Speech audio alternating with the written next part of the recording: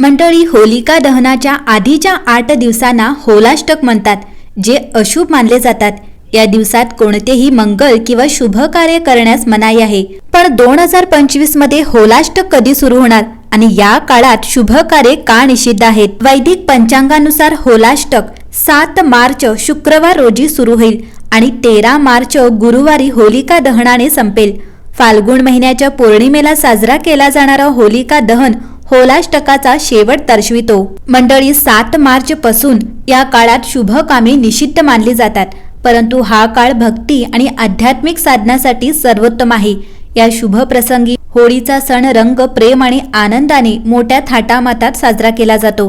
होलाष्टक हा शब्द होली आणि अष्टक या 2 शब्दापासून बनला आहे, ज्याचा अर्थ 8 आहे। हा काळ फाल्गुन महिन्यातील शुक्ल पक्षातील अष्टमी तिथीपासून पौर्णिमेपर्यंतचा असतो।